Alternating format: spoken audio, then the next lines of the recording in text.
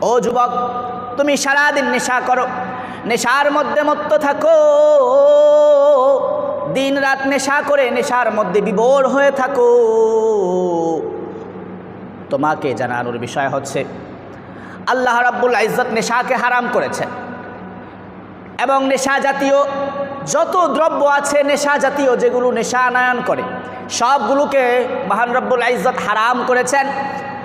যখন তুমি নেশা করো, তোমার রক্তগুলো নাপাক হয়ে যায়, অপবিত্র হয়ে যায়। আর মহান রব্বুল আলামিন, মহান রব্বুল ইজ্জত যে সুন্দর জান্নাত তোমার আমার জন্য বানিয়েছেন, এত পুত পবিত্র জান্নাতে আল্লাহ রাব্বুল ইজ্জত কোনো নাপাক ব্যক্তিকে সেই জান্নাতে রাখবেন না এবং হারাম রিজিক দ্বারা, হারাম বক্ষণের দ্বারা গঠিত দেহকে আল্লাহ রাব্বুল ইজ্জত সেই পুত পবিত্র জান্নাতে স্থান দেবেন না। তোমাদেরকে একটা হাদিস শোনাইতে চাই। সরকারে দো আলম হযরত মুহাম্মদ সাল্লাল্লাহু আলাইহি ওয়াসাল্লামের সবচাইতে প্রিয় সাহাবী হযরতে আবু বকর সিদ্দিক রাদিয়াল্লাহু তাআলা আনহু, যিনি ইসলামের প্রথম খলিফা ছিলেন। আবু বকর সিদ্দিক রাদিয়াল্লাহু তাআলা আনহুর একটা গোলাম ছিল, যেই গোলাম তাকে প্রত্যেক বেলা খাবার খাওয়াইতেন। আবু বকর সিদ্দিক যখন খাবার খাইতেন, খাবার খাওয়ার পূর্বে সেই গোলামকে জিজ্ঞাসা করতেন যে আজকের এই খাবারটা কোথা থেকে এসেছে। অর্থাৎ আবু বকর সিদ্দিক তিনি প্রত্যেকবার খাওয়ার আগে এই খাবারের হালাল হওয়া সম্পর্কে নিশ্চিত হওয়ার পরেই এই খাবার ভক্ষণ করতেন। কোনোদিন তিনি হারাম খাবার ভক্ষণ করেন নাই, হারাম রিজিক ভক্ষণ করেন নাই এবং না জেনে কোনো খাবার ভক্ষণ করেন নাই। একদিন হযরতে আবু বকর সিদ্দিক রাদিয়াল্লাহু তাআলা আনহু খাবার খাইতে বসলেন, তার সেই গোলাম তাকে খাবার দিল। দেওয়ার পরে আবু বকর জিজ্ঞাসা করতেছে, গোলাম এই খাবারের ব্যবস্থা কোত্থেকে হয়েছে, এই খাবার কোথা থেকে এনেছো? গোলাম বলতেছে, মুনিব এই খাবারটা এনেছি এক জ্যোতিষীর বাড়ি থেকে।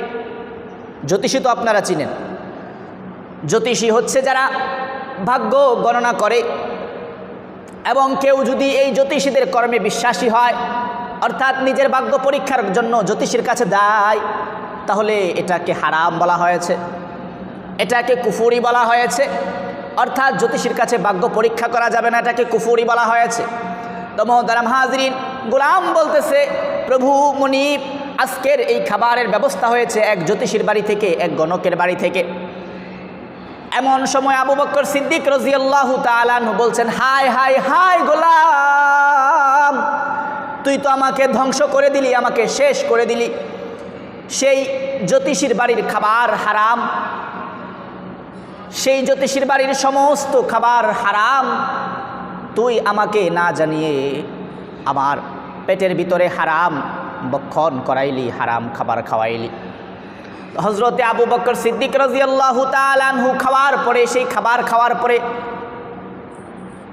পেরেশান হয়ে গেলেন এবং তিনি সেই খাবারকে বের করার জন্য তৎক্ষণাৎ গলার ভিতরে হাত দিয়ে বমি করার চেষ্টা করলেন। এমন সময় সাহাবারা বলতে লাগলো, আবু বকর সিদ্দিক রাদিয়াল্লাহু তাআলা আনহুকে বলতে লাগলো, আপনি যেভাবে খাবারকে বের করার জন্য, বমি করার জন্য চেষ্টা করতেছেন কিন্তু বমি আসতেছে না, এভাবে চেষ্টা করতে থাকলে তো আপনি মারা যাবেন। আবু বকর বলছে, ও সাহাবীরা রে, আমি যদি মারাও যাই এতে করে আমার কোনো দুঃখ নাই, কিন্তু আমার দেহে, আমার শরীরে এক ফোঁটা রক্ত হারামের থাকবে, এইটা আমি আবু বকর মানতে পারি না। ও যুবক, তুমি যে নেশা করো, নেশা করার পরে তোমার এই রক্তটাকে হারাম করে ফেলেছো, তোমার কোনো চিন্তা নাই, কোনো ভাবনা নাই। আবু বকরের দিকে তাকাও,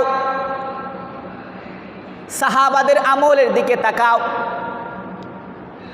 তারা তো শুধুমাত্র এক লুকমা হারাম খাবার নিজের দেহের মধ্যে চলে যাবে এইটাও মানতে পারে নাই।